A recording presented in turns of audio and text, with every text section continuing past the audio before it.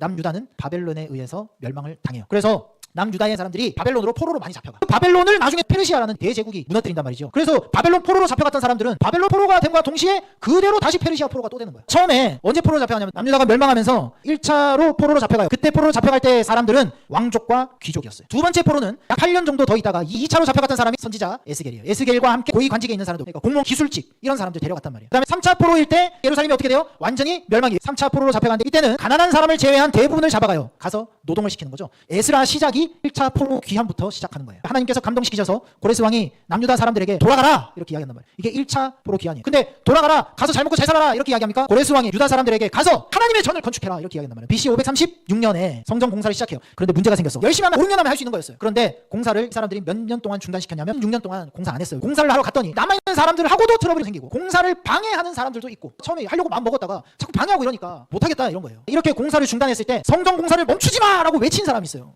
피를 토하면서 외친 사람이 학계 스가랴 선지자예요. 이때 유다 백성들이 어떻게 했을까? 회개했어요. 깨달았어요. 잘못했구나. 그리고 다시 공사를 시작했어요. 완공되고 2차로 기합니다. 그런데 페르시아에서 모두 다 돌아가는 게 아니에요. 남아있는 사람들도 있다고. 남아서 하나님을 섬기는 사람들도 있다고. 페르시아에서 어떻게 자기 백성을 지키고 보호하시는가, 하나님의 백성이 어떻게 믿음을 지키며 살고 있는가를 보여주는 게 에스더란 말이에요. 에스더가 아하수에로 왕의 부인이 되죠. 페르시아 왕입니다. 2차 때 에스라를 중심으로 돌아와서 율법을 가르치고 율법으로 개혁을 하죠. 그리고 세 번째 귀환이 일어납니다. 1차로 돌아와서 우여곡절이 있었지만 성전은 완성됐어요. 예루살렘 성벽이 없어. 성벽은 여전히 불타있고 성문은 떨어져 있고 벽은 무너져 있고, 그때 가는 거예요. 가서 성벽을 짓는단 말이에요. 여러분, 벽은 경계예요. 이스라엘과 아닌 자들을 구별한다는 걸 이야기하는 거예요. 즉 하나님께서 너희는 나에게 구별된 존재야, 내 백성이야, 이걸 알려주는 게 성벽이었다고. 그 성벽을 다시 지음으로써 이스라엘은 자기들의 정체성을 다시 확인하는 거예요. 벽의 두 번째 기능이 뭐예요? 보호예요. 외부로부터 보호한단 말이에요.